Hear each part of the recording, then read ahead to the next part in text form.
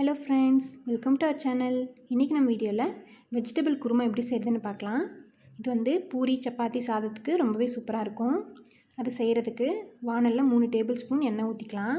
எண்ணெய் சூடானதும் கடுகு சேர்த்துட்டு கடுகு பொரிஞ்சதும் 1 டேபிள் ஸ்பூன் கடலைப்பருப்பு வறுப்பட்டதும் ஒரு 5 பல் பூண்டு, ஒரு கொத்து கருவேப்பிலை, அப்புறம் ஒரு 10 சின்ன வெங்காயம், நீங்கள் பெரிய வெங்காயம் கூட சேர்த்துக்கலாம். அப்புறம் காரத்துக்கு ஏற்ற மாதிரி வரமிளகா, நான் ஒரு 3 வரமிளகா சேர்த்துருக்கேன். சேர்த்துட்டு வெங்காயத்தை நல்லா பச்சை வாசனை போகிற அளவுக்கு வதக்கிக்கலாம். வெங்காயம் வதங்கினதும் இன்னொரு குட்டி குட்டி தக்காளி 3 தக்காளி சேர்த்துருக்கேன். நீங்கள் பெரிய தக்காளினா 2 சேர்த்துக்கோங்க. சேர்த்துட்டு தக்காளி வதங்கிறதுக்கு தேவையான அளவு உப்பு சேர்த்துட்டு தக்காளியை நல்லா வதக்கிக்கலாம்.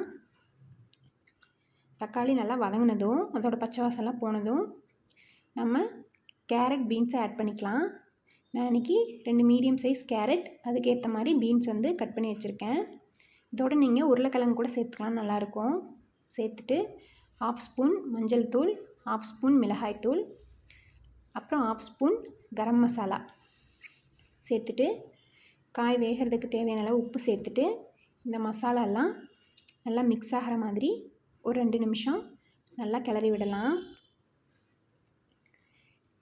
பாருங்கள், நல்லா மிக்ஸ் ஆயிடுச்சு.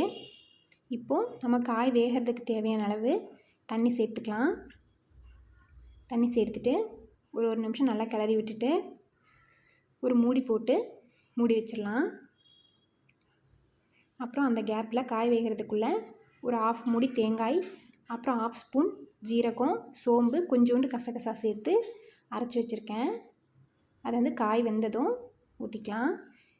நீங்கள் வந்து நல்லா கெட்டியாக வேணும் அப்படின்னா அது கூட 1 ஸ்பூன் பொட்டுக்கடலை சேர்த்துக்கோங்க. நல்லா குருமா கெட்டியாக வரும். எனக்கு கொஞ்சம் தண்ணி மாதிரி வேணும் அப்படிங்கிறனால நான் இப்படி ஆட் பண்ணியிருக்கேன்.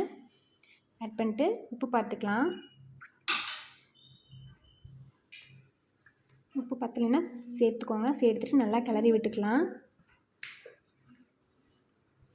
கிளறி விட்டுட்டு நல்லா கொதி வரணும். அப்போ தான் அந்த தேங்காயோட பச்சை வாசம்லாம் போகும். பாருங்கள், நல்லா கொதிக்குது, நல்லா மணமாக இருக்குது. அவ்வளோதாங்க. கண்டிப்பாக வீட்டில் ட்ரை பண்ணி பாருங்கள். தேங்க்யூ ஃபார் வாட்சிங்.